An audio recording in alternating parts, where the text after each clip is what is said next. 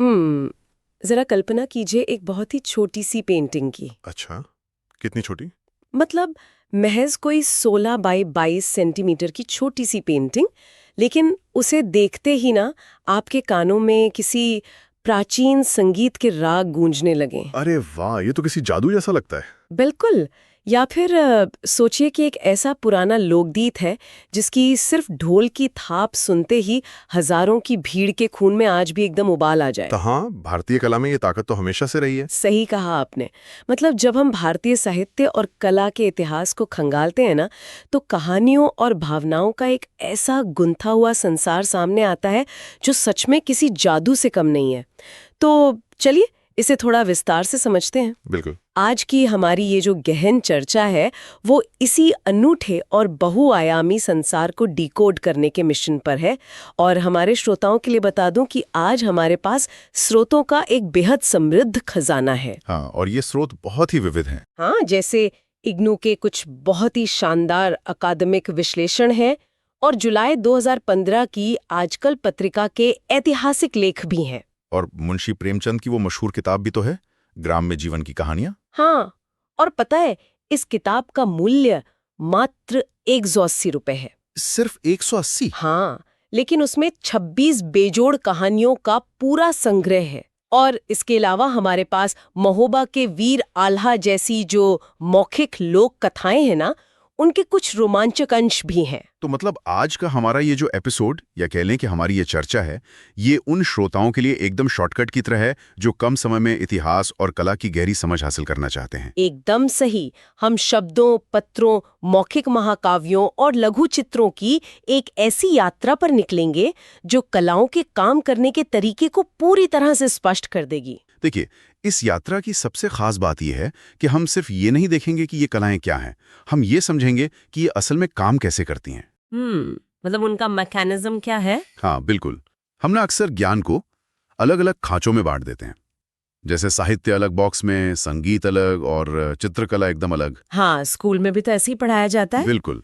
लेकिन हमारे जो आज के स्रोत हैं वो बताते हैं कि भारत में ये सारी विधाएं एक दूसरे में इस तरह घुली मिली थीं कि आप एक को समझे बिना दूसरे को पूरी तरह समझ ही नहीं सकते। कि बहुत दिलचस्प है। और इसी घुले मिले संसार की जो सबसे पहली और कह सकते हैं सबसे मजबूत कड़ी है, वो है मुंशी प्रेमचंद। साहित्य के सबसे बड़े हस्ताक्षर। बिल्कुल। लिखित साहित्य और कहानी कहने की जो परंपरा हमारे यहाँ रही है, उसमें प्रेमचंद ने समाज के नब्ज को जिस तरह पकड़ा है ना, वो सच में बेमिसाल है। हमारे स्रोतों में उनकी ग्रामीण जीवन की कहानियां और विशेष रूप से सोजे वतन का उल्लेख है। सोजे वतन, ये तो बहुत ऐतिहासिक किताब है। हाँ, और हमारे श्रोताओं को शायद पता हो कि तत्कालीन ब्रिटिश सरकार ने इस किताब को इसके बागी तेवरों की वजह से जब्त तक कर लिया था। बिल्कुल कर लिया था। उस वक्त ऐसे शब्द लिखना आग से खेलने जैसा था। हाँ, इसी में एक कहानी है दुनिया का सबसे अनमोल रतन।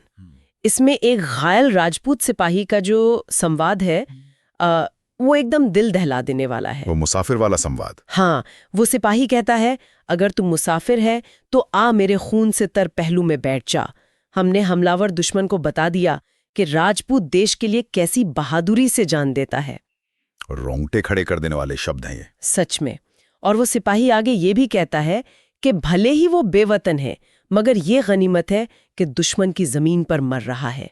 मतलब ये सिर्फ एक कहानी नहीं लगती, बल्कि उस दौर के राष्ट्रवाद का एकदम उबलता हुआ दस्तावेज लगता है। यहाँ सबसे दिलचस्प बात यह है कि प्रेमचंद के लेखन का जो वैचारिक विकास हुआ है, हमें उसे समझना होगा। इग्नू और राजीव कुमार वर्मा के जो लेख हमारे स्रोतों में दिए गए हैं, वो बहुत स्पष्ट रूप से एक खास पैटर्न की ओर इशारा करते हैं। कैसा पैटर्न? देखिए, प्रेमचंद की जो शुरुआती कहानियां थी ना, उनमें एक बहुत ही तीव्र आदर्शवाद झलकता था। अच्छा, मतलब दुनिया कैसी होनी चाहिए, उस तरह का। हाँ, लेकिन जैसे जैसे समय बीता और खासकर जब उन पर गांधीवादी विचारधारा का प्रभाव पड़ा, तो उनका लेखन पूरी तरह से यथार्थवाद की ओर मुड़ गया। यथार्थवाद यानी रियलिज्म। हाँ, उन्होंने सिर्फ ये नहीं लिखा कि समाज कैसा होना चाहिए, बल्कि ये उकेरा कि समाज वास्तव में कैसा है और मनुष्य के मन के भीतर एकदम गहराई में कौन से मनोवैज्ञानिक युद्ध चल रहे हैं। मनोवैज्ञानिक यथार्थ, ये शब्द सुनने में तो थोड़ा भारी लगता है, लेकिन उनकी कहानियों में ये बहुत सरलता से दिखता है। बिल्कुल दिखता है। कैसे उनकी कहानी बड़े घर की बेटी ले लीजिए। इसमें आनंदी का अपने देवर बिहारी को माफ कर देना। हाँ, वो एक बहुत बड़ा क्षण था कहानी में। बिल्कुल, ये कोई साधारण घटना नहीं थी। उस समय के जो पारिवारिक ढांचे थे, उसमें एक बहुत बड़ा मनोवैज्ञानिक कदम था ये। या फिर उनकी सबसे प्रसिद्ध कहानी मंत्र को ही देख लीजिए। मंत्र तो एक मास्टरपीस है। सच में, इसमें एक गरीब बूढ़ा भगत है और वो डॉक्टर चड्ढा हैं, जिन्होंने अपने गोल्फ खेलने के समय को ज्यादा अहमियत दी और भगत के बीमार बेटे को नहीं देखा, जिसके कारण उस बच्चे की मृत्यु हो जाती है। बहुत ही दुखद। हाँ, लेकिन फिर नियति का खेल देखिए। जब खुद डॉक्टर चड्ढा के बेटे को सांप काट लेता है, तो वही बूढ़ा भगत अपनी सारी कड़वाहट भूलकर उसे बचाने पहुंच जाता है। यही तो वो मनोवैज्ञानिक मोड़ है। हाँ, लेकिन ईमानदारी से कहूं तो मुझे ये भगत का किरदार ना किसी आधुनिक सुपर हीरो जैसा लगता है, जिसकी सुपर पावर सिर्फ और सिर्फ उसकी सहानुभूति यानी एम्पैथी है। एक बहुत ही गहरी सुपर पावर। लेकिन देखिए, मैं यहाँ थोड़ा असहमत हूँ इस कहानी से। अच्छा, क्यों? मतलब क्या आज की इस भाग दौड़ भरी और स्वार्थी दुनिया में भगत जैसी निस्वार्थ नैतिकता वाकई व्यावहारिक है? मुझे तो ये एक यूटोपियन विचार लगता है। मतलब कोई भी पिता अपने बेटे के कातिल को कैसे बचा सकता है? देखिए, आपका सवाल बहुत जायज है, लेकिन मैं भगत के किरदार को पूरी तरह से यूटोपियन नहीं मानता। और यही वो जगह है जहां प्रेमचंद की असली प्रतिभा सामने आती है। कैसे? सोचिए, अगर भगत तुरंत उठकर खुशी खुशी डॉक्टर चड्ढा के घर चला जाता तो हाँ, ये एक आदर्शवादी या यूटोपियन कहानी होती। लेकिन प्रेमचंद ऐसा नहीं करते। हाँ, वो रात वाला सीन। बिल्कुल। कहानी में भगत के भीतर एक भयंकर अंतर्द्वंद दिखाया गया है। एक तरफ उसके अंदर का वो आहत पिता है जो प्रतिशोध की आग में जल रहा है। वो सोचता है कि अच्छा हुआ, अब उसे भी बेटे के मरने का दर्द महसूस होगा, जो कि एक बहुत ही नेचुरल इंसानी भावना है। बिल्कुल। लेकिन दूसरी तरफ उसके जीवन मूल्यों से बंधी वो नैतिकता है जो उसे चैन से सोने ही नहीं देती। वो रात के अंधेरे में उठता है, खुद से लड़ता है और ना चाहते हुए भी बस किसी की जान बचाने के लिए खींचा चला जाता है। मतलब वो जाना नहीं चाहता, फिर भी जाता है। हाँ, और यही जो अंतर्द्वंद है ना, यही इसे एक गहरा मनोवैज्ञानिक सत्य बनाता है। प्रेमचंद हमें ये नहीं बता रहे हैं कि क्या सही है और क्या गलत। वे हमें ये दिखा रहे हैं कि सही करने की कीमत कितनी भारी हो सकती है। ओहो, ये नजरिया वाकई इस कहानी को एक नया आयाम देता है। यानी वे इंसान के अंदर के असली संघर्ष को कागज पर उतार रहे थे। बिल्कुल। तो अब जब हम कागज और लेखनी की गहराई की बात कर ही रहे हैं, तो चलिए प्रेमचंद के उस रूप की बात करते हैं जो उनकी छपी हुई कहानियों से बहुत अलग था। आप उनके निजी जीवन की बात कर रही हैं? हाँ, और कहीं ज्यादा निजी। उनके पत्र। मतलब दुनिया ने उनकी कहानियां तो पढ़ी, लेकिन अपने करीबियों को लिखे गए पत्रों में उनका वास्तविक और बिना किसी आवरण का रूप नजर आता है। ये बात बिल्कुल सच है। हमारे इस स्रोत में ना 2 उत्कृष्ट जीवनियों का जिक्र है।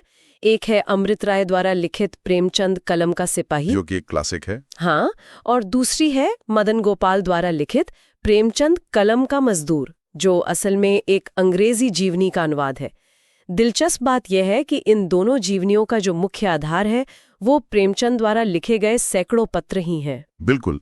देखिए, किसी भी ऐतिहासिक शख्सियत को अगर सच में समझना है ना, तो उनके निजी पत्र सबसे प्रामाणिक डेटा होते हैं। एकदम कच्चा डेटा। हाँ, मदन गोपाल और अमृत राय ने जब इन पत्रों का अध्ययन किया तो उन्हें उस महान लेखक के पीछे छिपे एक संघर्षरत इंसान की असली तस्वीर मिली। मतलब कहानियों के पीछे का असली इंसान। हाँ। उन पत्रों में प्रेमचंद की भयंकर आर्थिक तंगी का जिक्र है, प्रकाशकों के साथ उनके जो रोजमर्रा के संघर्ष थे और उनके वैचारिक द्वंद्व दर्ज हैं।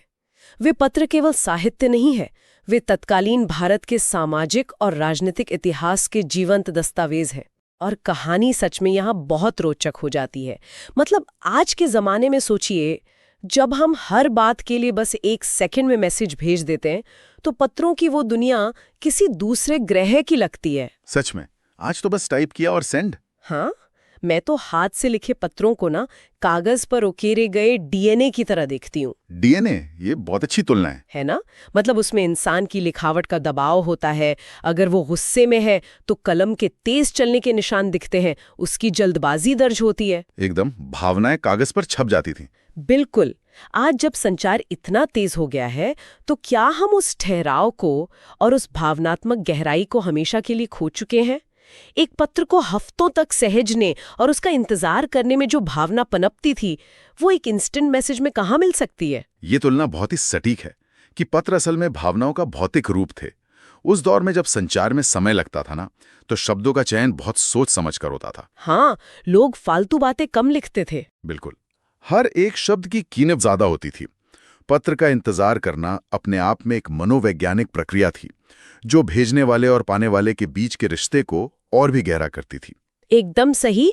अच्छा, तो इन निजी पन्नों की खामोशी और एकांत से निकलकर चलिए अब एक ऐसी दुनिया की तरफ चलते हैं जो बिल्कुल इसके विपरीत है। विपरीत मतलब? शोर शराबे वाली। बिल्कुल शोर शराबे वाली।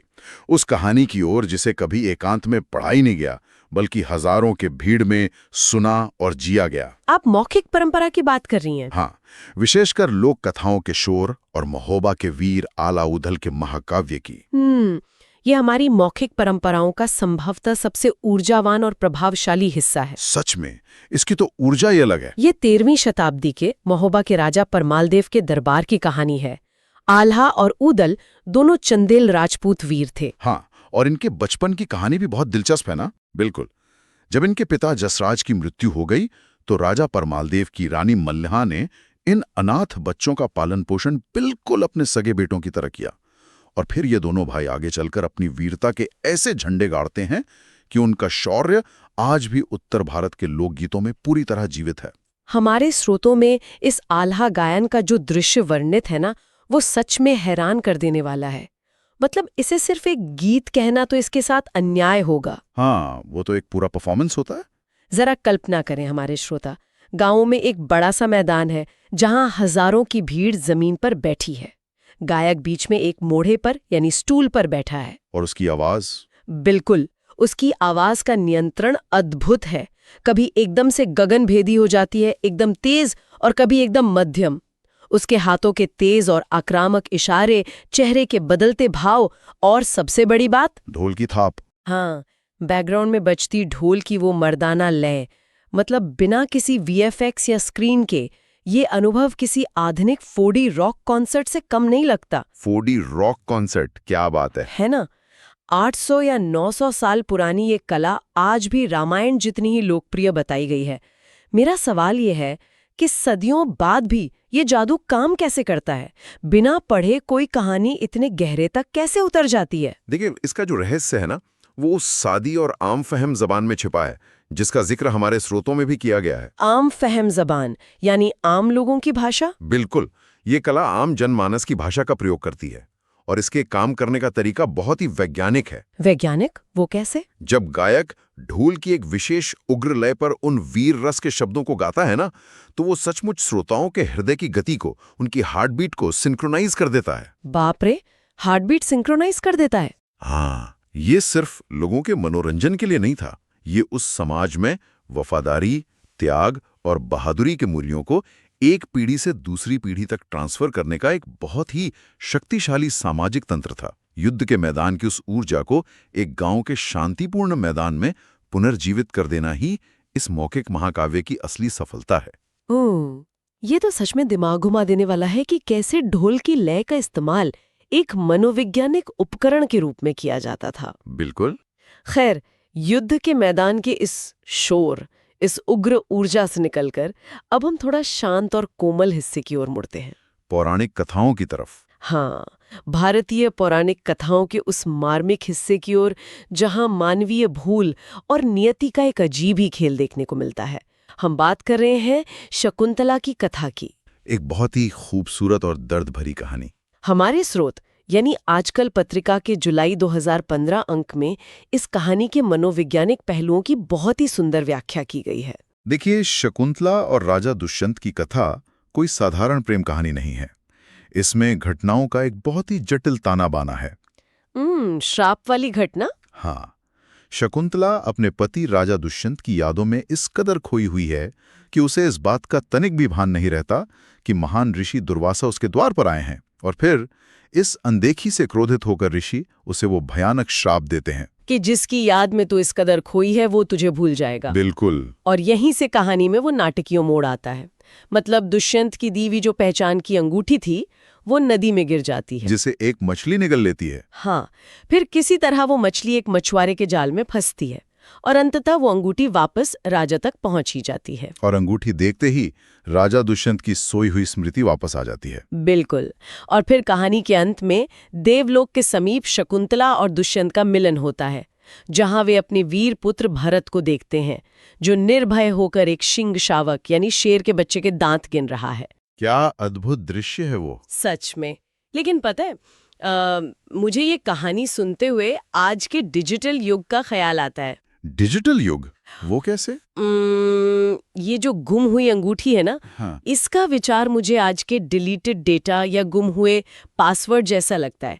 मतलब जैसे ही अंगूठी खोई, पूरी की पूरी पहचान मिट गई, सिस्टम ही क्रैश हो गया। ये तो बहुत ही मॉडर्न टेक है इस पर। हाँ, तो क्या ये सिर्फ एक जादुई कहानी है या ये मानवीय रिश्तों में एक दूसरे को भूल जाने के हमारे सबसे गहरे डर का प्रतीक है? देखिए, अगर हम इसे व्यापक संदर्भ में देखें तो मैं इस पासवर्ड वाली उपमा से पूरी तरह सहमत नहीं हूं। अच्छा, क्यों? क्योंकि एक पासवर्ड महज एक दरवाजा खोलता है, लेकिन यह अंगूठी सिर्फ एक कुंजी या चाबी नहीं थी। वो कर्म और नियति का भौतिक रूप थी। ये प्राचीन कथाएं असल में प्रकृति, श्राप यानी परिस्थितियां और मनुष्य की अपनी चेतना के बीच के नाजुक संतुलन को दर्शाती हैं। तो श्राप का असली मतलब क्या था यहाँ? मतलब वो प्रेजेंट मोमेंट में नहीं थी। बिल्कुल। अंगूठी का खोना और फिर एक मछली के जरिए अजीबोगरीब तरीके से मिलना इस बात का प्रतीक है कि सत्य छिप सकता है, वह स्मृति से मिट सकता है, लेकिन ब्रह्मांड या नियति उसे सही समय आने पर वापस सामने ले ही आती है।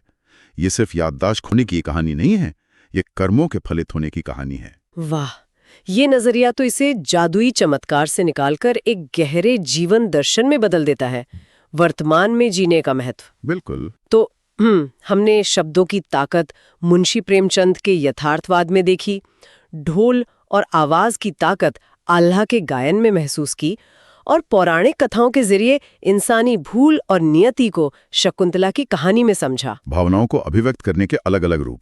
हाँ, लेकिन भारत में कलाकारों ने भावनाओं को व्यक्त करने के लिए सिर्फ शब्दों या आवाज का ही सहारा नहीं लिया।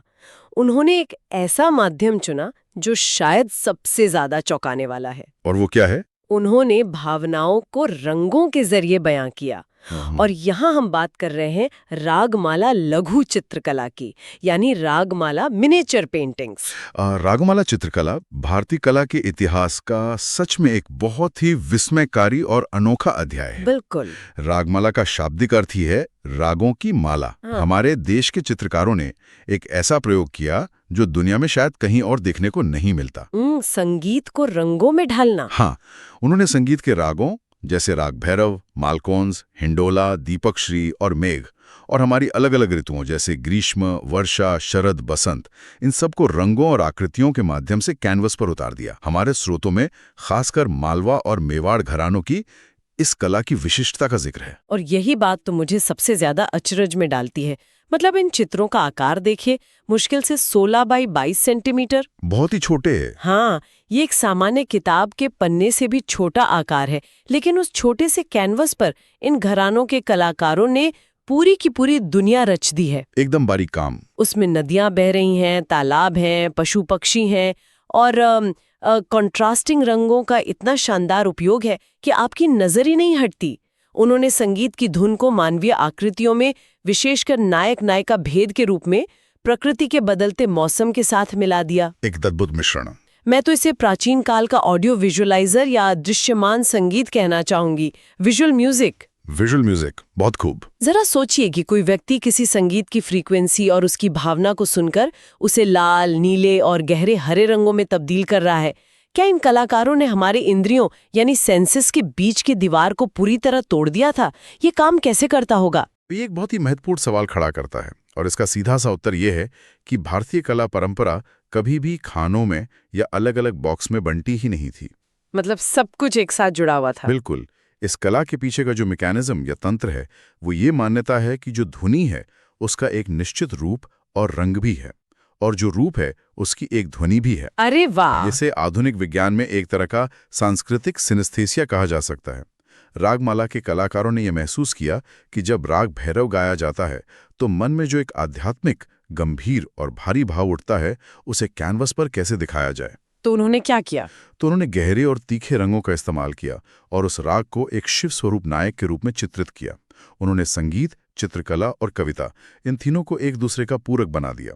इस कला को देखने वाला व्यक्ति केवल चित्र नहीं देख रहा होता है, वो रंगों के माध्यम से उस राग की धुन को सचमुच महसूस कर रहा होता है। ये सच में इंद्रियों को झकझोर देने वाला अनुभव है। बिल्कुल। तो अगर हम आज की इस पूरी चर्चा के सारे बिखरे हुए मोतियों को एक जगह समेटें, तो हमने देखा कि कहानियों और भावनाओं को संप्रेषित करने के तरीके भले ही कितने भी अलग क्यों ना हो। हाँ, वो तरीके बहुत अलग रहे हैं। चाहे वो मुंशी प्रेमचंद का समाज को आईना दिखाता यथार्थवाद हो, आल्हा गायन की वो ओजस्वी और सामूहिक ध्वनि हो जो भीड़ की धड़कनें तेज कर देती हैं, शकुंतला की कथा में विरह और नियति का बारीक खेल हो, या फिर रागमाला के उस 16 बाय 22 सेंटीमीटर के कैनवस पर उकेरे गए संगीत के दृश्यमान रंग हो, सब अपने आप में अनूठे हैं। हाँ, और ये सभी असल में भारतीय ज्ञान, संवेदना और मानवीय मूल्यों को एक पीढ़ी से दूसरी पीढ़ी तक ले जाने वाले अलग अलग हार्ड ड्राइव्स की तरह काम करते रहे। हार्ड ड्राइव्स बहुत ही सटीक उपमा है। देखिए, ज्ञान प्राप्त करने का मतलब केवल कुछ ऐतिहासिक तथ्यों या किताबों के नामों को रट लेना नहीं है। बिल्कुल नहीं। इसका असली अर्थ ये समझना है कि मनुष्य अपनी गहरी भावनाओं को, अपने समय के संघर्षों को और अपने इतिहास को कैसे संप्रेषित करता है। आज के इस आधुनिक युग में जहां हमारे चारों तरफ सूचनाओं का एक प्रचंड विस्फोट हो रहा है, सच में हर तरफ स्क्रीन ही स्क्रीन है। हाँ, जहां हर सेकंड हजारों मैसेज और वीडियो हमारी स्क्रीन पर चमकते हैं, वहां इन पुरानी कलाओं का जो धैर्य है, जो ठहराव और उनकी जो परत दर परत गहराई है, वो हमें कुछ पल के लिए रुक कर सोचने पर मजबूर करती है। रुक कर सोचना, और यही ठहराव इस चर्चा के अंत में एक बहुत ही अहम और थोड़ा परेशान करने वाला सवाल लेकर आता है। कैसा सवाल? कि तो इस सब का हमारे आज के जीवन में अर्थ क्या है? देखिए, आज हम एक ऐसे दौर में जी रहे हैं जहां आर्टिफिशियल इंटेलिजेंस महज कुछ सेकंडों में कविताएं लिख रहा है, शानदार चित्र बना रहा है और नई नई कहानियां गढ़ रहा है। हाँ, एआई का काम तो बहुत तेज और एकदम परफेक्ट लगता है। यही तो बात है। ये सब बहुत तेज है और देखने में बहुत परफेक्ट भी लगता है, लेकिन क्या भविष्य की पीढ़ियां हमारे आज के इस डिजिटल आउटपुट में, इस मशीनी पूर्णता में कभी वो रूह या आत्मा ढूंढ पाएंगी जो हमें पुराने खतों में मिलती है? बिल्कुल, जो हमें प्रेमचंद के एक हाथ से लिखे खुरदरे पत्र की लिखावट में मिलती है, या जो हमें रागमाला के एक छोटे से चित्र के किसी कॉन्ट्रास्टिंग रंग में मानवीय भूल और भावना के रूप में धड़कती हुई महसूस होती है। ये सच में एक बहुत गहरा सवाल है। मशीनें शायद हमारी कला की नकल कर लें, लेकिन क्या तकनीक के इस अंतहीन शोर में हम अपनी खुद की कहानी कहने की जो सबसे बुनियादी, त्रुटिपूर्ण और खूबसूरत मानवीय कला है, कहीं उसे हमेशा के लिए खो तो नहीं रहे? ये एक ऐसा विचार है जिस पर हम सबको बहुत गंभीरता से विचार करना होगा। मशीनें डेटा को प्रोसेस करके कला की बहुत अच्छी नकल तो कर सकती हैं, लेकिन इंसान के भीतर चलने वाले उस अंतर्द्वंद, उस पीड़ा और उसकी आत्मा का स्थान शायद वे कभी नहीं ले सकती। क्योंकि उनके पास वो जीवन नहीं है। बिल्कुल, क्योंकि उनके पास वो जीवन नहीं है जिसे हमने आज इन स्रोतों में देखा है। एकदम सही। और शायद यही वो सवाल है जिसके साथ आज हमें अपनी इस यात्रा को विराम देना चाहिए। एक खुला सवाल श्रोताओं के लिए। हाँ, एक ऐसा सवाल जो हमारे जहन में गूंजता रहे, ठीक किसी रागमाला के चित्र में छिपे राग या आल्हा के मर्दाना ढोल की किसी भूली हुई लय की तरह। इस गहन चर्चा में हमारे साथ जुड़ने के लिए और भारतीय कला के इस गहरे और अद्भुत संसार में गोता लगाने के लिए बहुत बहुत शुक्रिया। शुक्रिया। मिलते हैं अगली बार एक नए विषय, नए